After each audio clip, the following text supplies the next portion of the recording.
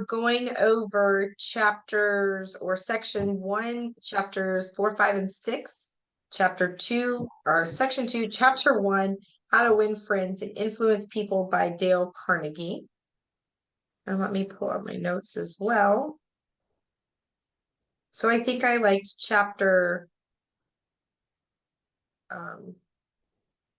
I like section 2, chapter 1 a ton. I like the whole book, really. It's All right, so easy to read. It's so easy to read. Section 1, chapter 4, A Drop of Honey.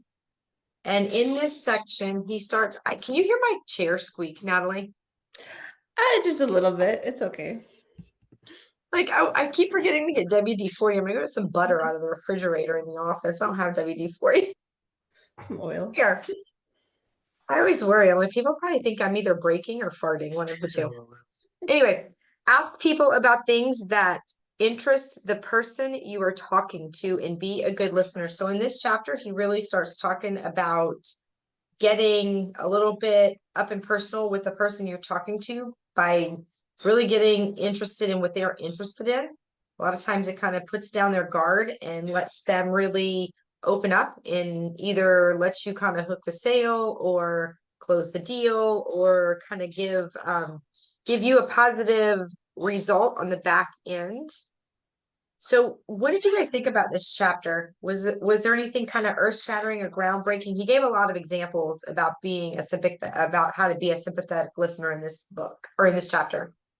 Yeah, so um I feel like with kind of what he was talking about as far as, kind of talking about what other people want to talk about.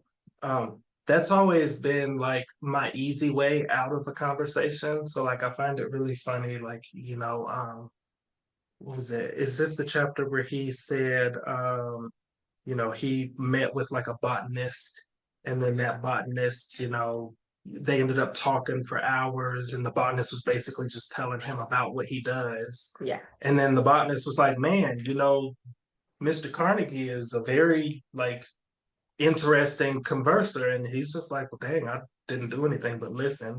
But for me, it's like I'll usually kind of try and find, because I'm the same way. It's like if you find what I want to talk about, I won't shut up. So if you find what someone else wants to talk about, you don't really want to talk, well, then it's just like, cool, I'm gonna just sit here and listen. So I think it's funny that he kind of had that in here as like I guess like a principle or a strategy, whatever he's calling them. It was interesting that nearly all of his stories that he referenced, it was basically a one-sided conversation, and the other person knew very little, if anything, about the topic, and just kind of allowed that other person to just talk, and not really. It was definitely not a two-way conversations. Any of the examples that you shared, which is kind of interesting. I think it's definitely a sales approach, not so much a personal develop a relationship, friendship. Definitely not a friendship beginner, but I think you're right where it could become a great way to get that sale or continue to grow. Yeah, well, I think when you let somebody talk about themselves, it builds trust. And I think that's where that relationship becomes, kind of the seed plants for that relationship to start blossoming. And he also made the statement, people who talk about themselves are uneducated. Oh. What did you guys think about it? So I agree. Like, I actually agree with him. I find that a lot of times when people start talking about themselves or are not very good listeners, a lot of times what they have to say is useless. Wow, that's interesting. I didn't even think about that because now I'm thinking about all the people that won't stop talking about themselves, and it's like now I'm thinking about what kind of education levels they have, and that's interesting that you say that. I always feel awkward talking about myself. I don't. Really. I talk about myself all the time, but it makes me think, right? The chapter makes me think a lot about, oh my God, do I do that? Like, do I make people feel the way, like, I don't want to do that. And so I think it's a lot of self-awareness, not just in actively listening, but actively shutting up as well. Right. That is a lot of people's challenge. the master skill that not too many people have. Yes, I agree. I agree. Anything else on chapter 4?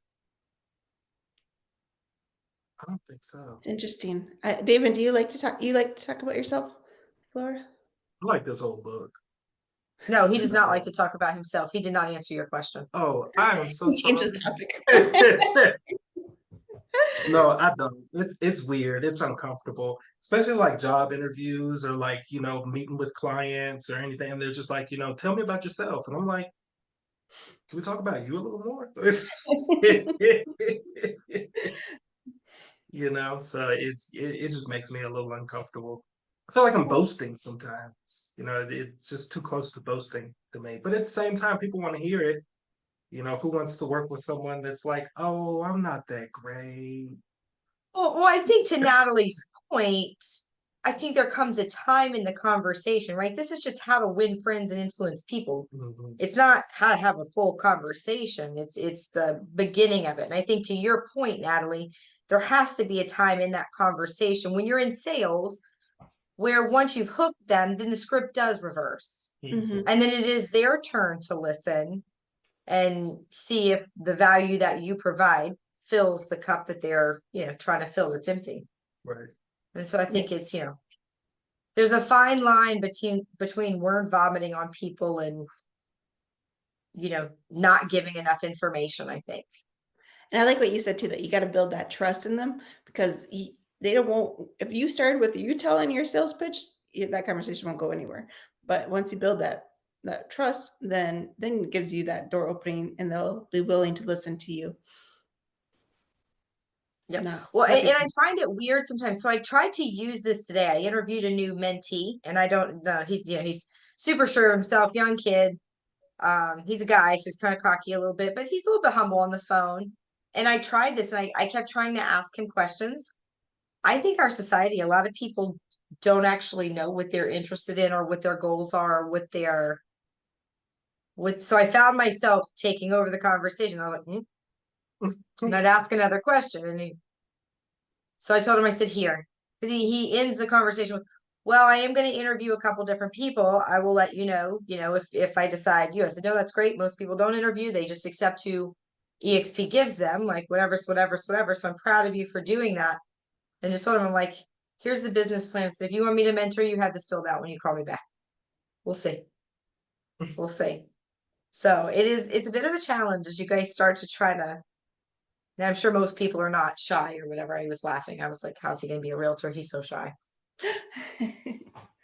But anyway, all right, chapter 5, how to interest people. Know things about the people you are interested in talking to. So in this one, he did the bread sales guy where, he went in, tried to demand and demand and demand, and then finally flipped the switch. But he did some research before actually going into that meeting where he flipped the switch and asked him about something he was interested in.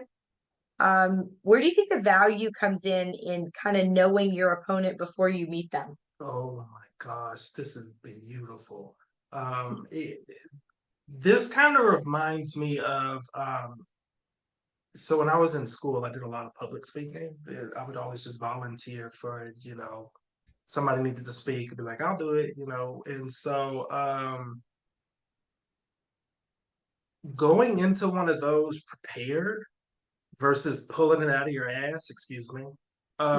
It's just completely different feelings. Like a lot of times when I go up prepared, I'm not even nervous.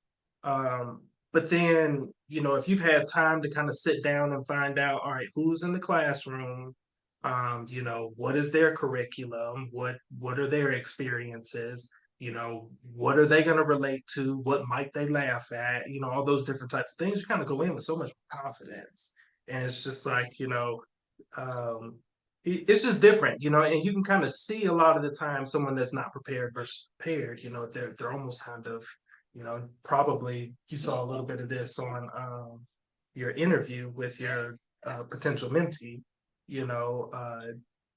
sometimes that lack of preparation kind of shows. You get hit with a question you weren't prepared for, you get hit with, a scenario or something like that, and then it's just like, oh, all wheels fell off. I was already kind of struggling to keep this together anyway, but when you come in prepared, it's just hugely different, and it's almost like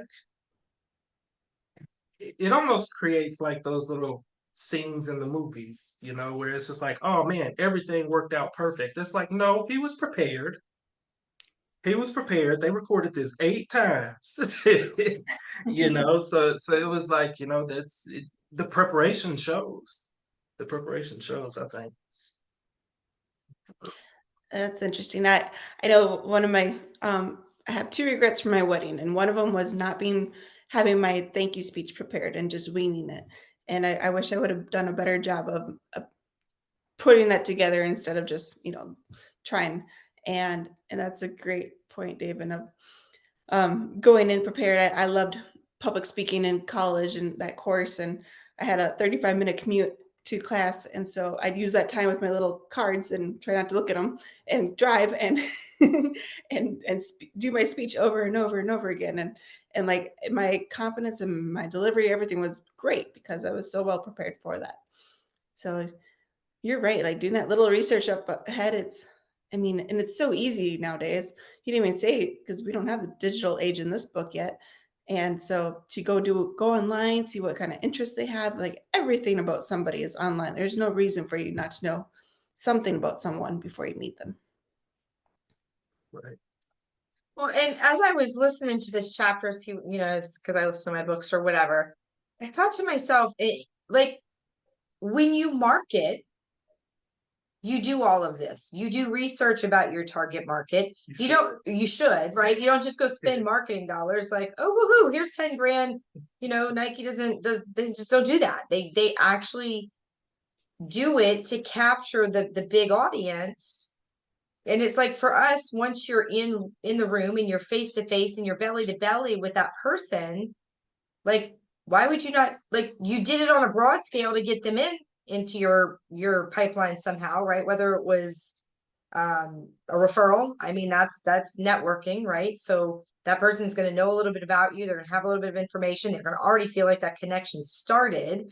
Or if they saw you online or one of your advertisements, it's because your advertisement is targeting them, right? It's watching if you're using these ads correctly, it watches what it does online or watches what that person does online, then it starts to follow them. So by the time they click, they feel like they already know you. And like, what better way to solidify that deal? I bet close rates, if people take this to the secondary level, especially with the way we market nowadays and the way our marketing can just follow them and watch their behavior and tell us so much about them. Like, I would say going one step further, and to your point now, like finding them on social media, seeing, where did they vacation last summer? What did they do? How did they do it? It's not only good for your business, probably safe, right? Because we're about to walk into their house or to a coffee shop and we've never met them before. So it's probably a safe thing as well. But like, I can't imagine a conversion rate for somebody who actually takes the time to do this step because you've already done it in every way you needed to get them to say yes to the interview. That makes me think of like, nowadays, especially with kind of the outsource model, there are so many different functions of a business that you can outsource. And the one that's kind of wild to me is you can outsource closing, right? You can essentially kind of go and market and find as many people as you can to say yes, kind of like you were saying, and then you just pay somebody a portion of the deal to go close it. And it's like, ever since that's kind of become a thing, what I've noticed is just an onslaught of people that, you meet with somebody, they get to know you, then it's almost like you get handed off to somebody else. And it's like they kind of have to get to know you too, as opposed to if you just take a second to do some of the research up front. I mean, half the stuff's in their damn system. And then by the time they're on the phone, it's like if you can already eliminate that kind of awkward, I don't actually know you, but you have met somebody at the company. It's just like, okay, well, how many more deals would you close at that point? So Do you know what that just made me think of? what? When you have to call like Bank of America and you give them your whole story. Oh, and then they're like, I'm sorry, I'm not the right department. And then you get transferred. Like, how beautiful would it be if they could actually just know you? Right. Or if Right? Like, file read is the fucking follow- file, right? Read the notes of the person. That's what that made me think of. I don't Yeah, ever but want to make, it's the same it's way. such a good, Just ooh. imagine like having a closer. Well, And right. there's that same issue. It's like we don't want to deal with this in customer service. Like, Right, right. It's such a good thing to think of when setting up the business because to your point, I don't, where my team will now do that. It'll be my guys' jobs to go stalk our clients' social media pages. Nice. Hi, Craig. So we are Okay. talking about chapter, you missed one chapter. That was it, just chapter 4. If you have anything you'd like to chat about on that, but we are talking about, we're in now chapter 5, how to interest people, know about things, or know about the people prior to meeting the people. So you can have some things to talk about. So chapter 4 was ask them about themselves. And then chapter 5, I guess, is know before you go. Any feedback? Keep my You brain. need a minute. Yeah, just keep going. I'll start fiddling in and paying attention. And group, today's not gonna be my best day. If anybody's watching this on YouTube or anywhere else, I apologize. It's probably not the best day for me either. Gonna come in a little bit hot with regards to some meetings that went way long, which is a good thing because clients are happy. But my social and enjoyment and personal exploration is now suffered today. So sorry for those That is listeners. okay. We love you. Oh, thanks. Love you too. Awesome. So then we will move on to section 1, chapter 6. How to make people like you instantly. What can you honestly admire? So in this chapter, he starts kind of guiding you not to just talk about people about anything, but to kind of pick a topic or something that you can at least seem interested in. Says always make the other people feel important. Small polite phrases. He kind of talks about, when you're having conversations, just do the small polite phrases. You are important. Every man I meet is my superior and I learn in some way. So that perspective I thought was very educated and something that I think that I'm kind of trying to, not act on my first reaction, give everybody a chance. Like, I think that kind of goes along with my 2024 personal goals, because I do agree with that, right? I think you can find something to admire about everybody and you can find something to learn from everybody, even if it's just, a 5-year-old like Lulu or, somebody older who doesn't make much sense anymore. What do you guys kind of think about this chapter? So I actually think about this a lot when I'm trying to learn something new. Sometimes I'll kind of go into things like, kind of like with the last chapter, do as much research as you can. However, sometimes whenever I do actually get into that topic, whether it's a lecture, whether it's, additional research, whatever, sometimes I'll kind of start to feel like, oh, well, I already know this. I'm going to skip this, and so I usually try and, like he's saying in this book, try and like just kind of bite through it and kind of continue learning, because a lot of the times there are certain things, even in the basics, somebody may say something a different way and you understand it differently, or even, you may think someone doesn't know a specific topic. And a lot of times I've been proven wrong. And so, and I mean, a lot of that kind of comes with audit too. Just when I'm going to learn different businesses, I kind of have to take an interest, because otherwise I'm going to miss something. They'll be going through and explaining something and be like, "Oh, David apparently already knows this. I'm not going to do it," or tell them. In which case then I'm probably going to make a mistake because I didn't actually know it. Yeah, I would say it's something I'm generally thinking about whenever I'm kind of working in my practice, or just learning something new, honestly. So this is the chapter where he starts talking about the refreshment stand. Like, there were the 2 ladies that were bickering, and like couldn't get along. And then the one person comes in, takes charge, and is nice to both. Hey, you're really good with money and you're really good at explaining this. So these are going to be your jobs. And they were so happy to work them, right?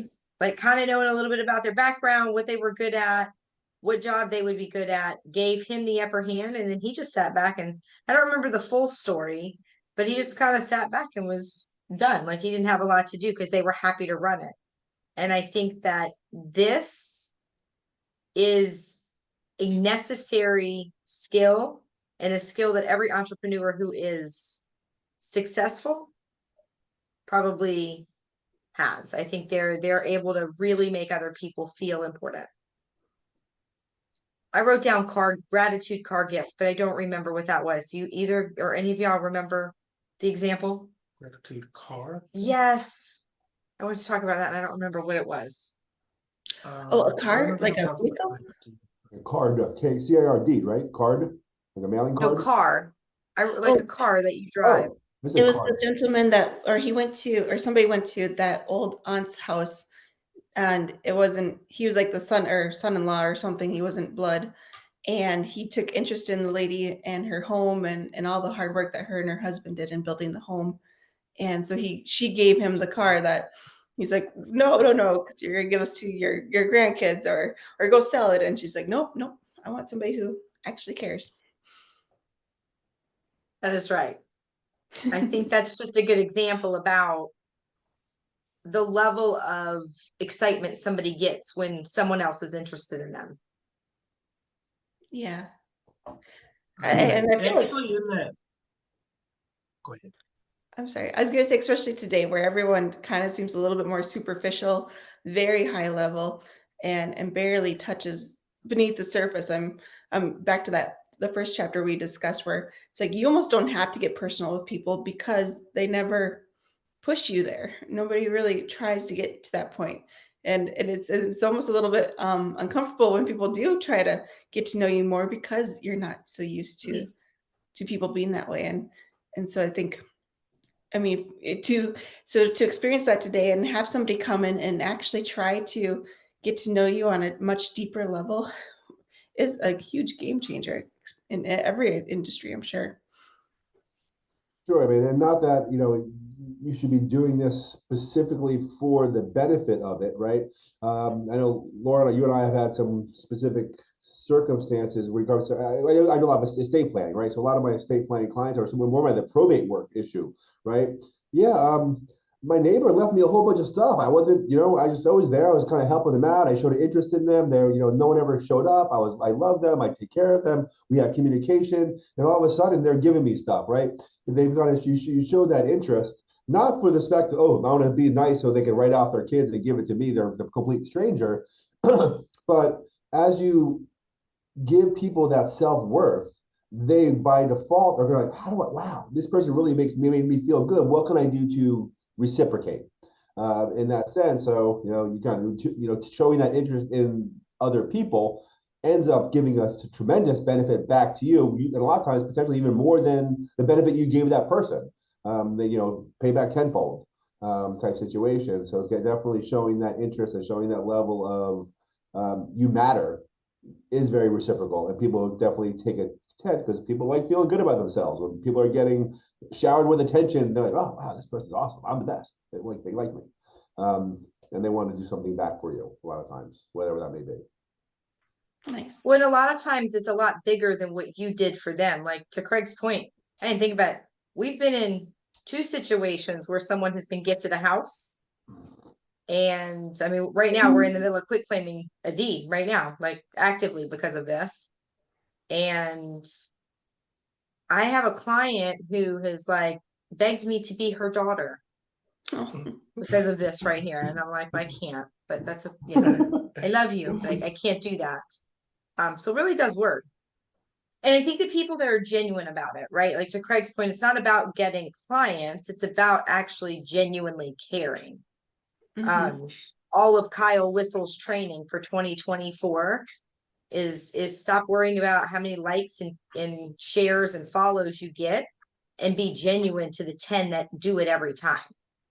Wow. Sweet. Yeah, for Anything sure. else on chapter 6? I feel like somebody got cut off. I just don't remember who. I think it was David. Oh, I forgot what I was gonna say. It's okay. It wasn't important. It was, it'll come back to you. All right, so this is I feel like there's a new favorite chapter every week, but I like this chapter. My husband probably taught me the lesson in this chapter best.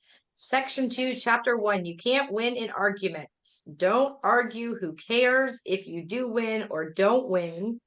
And how does it make the other side feel when you prove them wrong or show them that they're an idiot? How did This Craig teach one- you this? I do want to know what Craig taught you, but this one is like,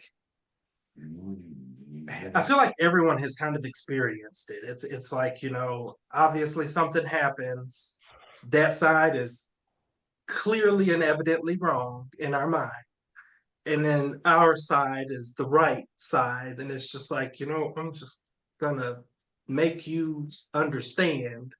You know, and then even if they understand, to his point in this book, it's like, all right, but the minute they have an opportunity to explain that their side was right, it's gonna be right back at it.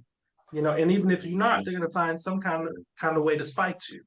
You know, and it's like, you know, I've seen it in like toxic work environments all the time. You know, we're like dancing around tasks because one person is being an ass about it, and then no one else wants to do it because that one person is being an ass about it to spite them. And it's just like the only person suffering from this is the business and everybody else, because somebody's gonna come in here and be like, well, what's going on? I'm firing somebody. You know?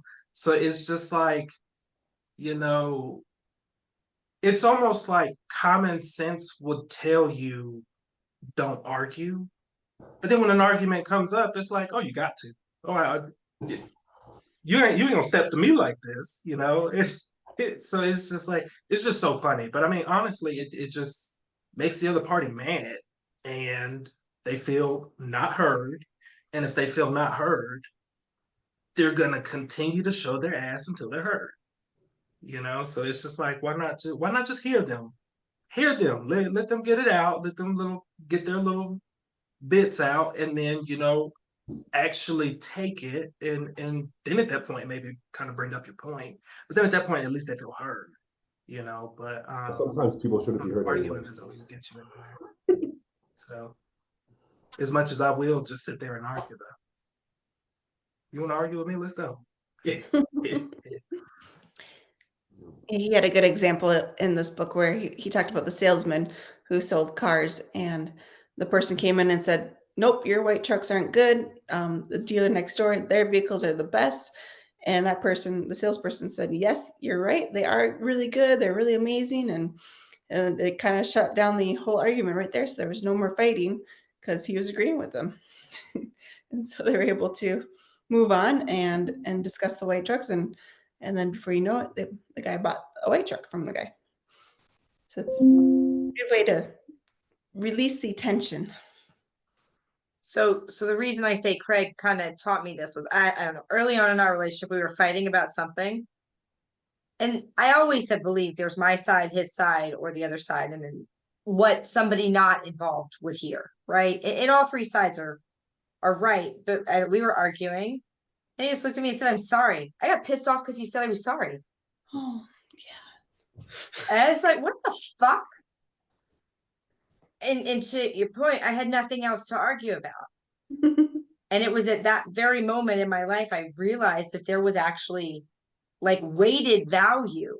Like if you can shut me up with 2 words, there is massive value in that. And so it's something that I think we probably both do with the kids a lot. I tried really hard to not do it with Matt yesterday. I did not want to argue over the goat. And it probably or whenever we were there Tuesday picking up the car, because I could have stood there and had a big argument and didn't. But I think there is a lot of value in it because it takes the other person off the defense. And if they're not on the defense, if they don't feel like they have to defend anything, they're going to be a lot more willing and open to have those those conversations that need to be had. Because again, at some point you're going to go talking about what you're doing, what you're selling, and they have to be able to trust you, and they have to want to trust you and follow you. He calls it an attractive, or a goodwill or an active theatrical win. What is a better way to walk away from the conversation or situation?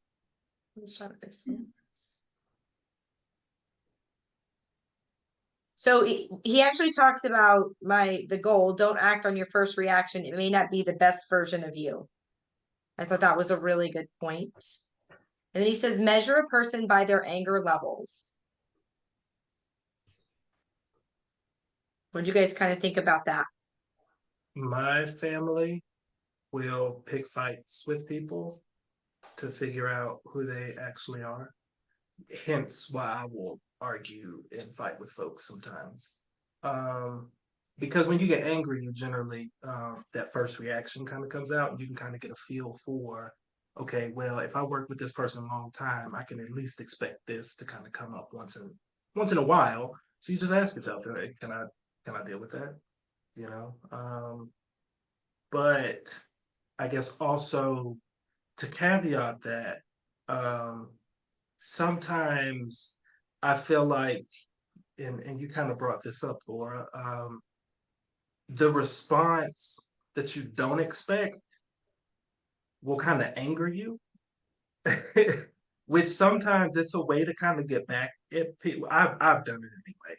You know, you kind of think of like, how does this person want me to react? And then I'll just be like, well, I'm gonna do the opposite. You know, and a lot of the times you'll find that they get kind of frustrated and they'll try and bring it back up.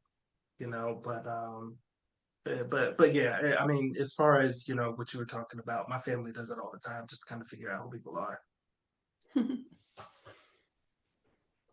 People definitely do like to argue, and as far as that, that off the cuff emotion, to your point, David, I mean, people definitely, when they're in an argument or in that passion, they are kind of speaking from the raw first impression of who they are. So is that really who they are? Yeah, maybe not. Because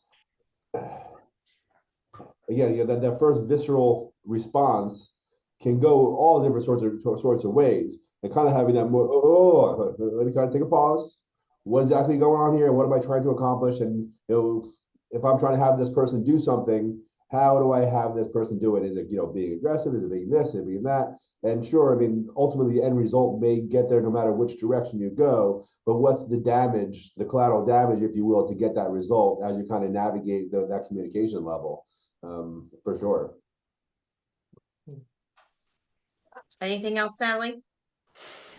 No, I think you guys covered it. I'm not a good arguer. I'm trying to think of how I can apply this like in my day to day, and because usually I get just as passionate as the other person, but it would be I need to put like a little post-it by my computer and to remind myself to let's try this. Let's try this approach. But I have done that before, where you start seeing their perspective and speaking to it and seeing the pros and the cons of it, and then it does make for a better discussion than two people battling it out. So yeah, it definitely works. When you I should probably figure out how to apply this with my ex-husband. I think about it. I really do. All right. So is that any more? We have 3 minutes. Any wrap up, follow up, end of chapter thoughts? Yes, no? Thanks for nobody yelling at me and making me feel bad about this meeting. And making All me right. wanting to come back again. Great read.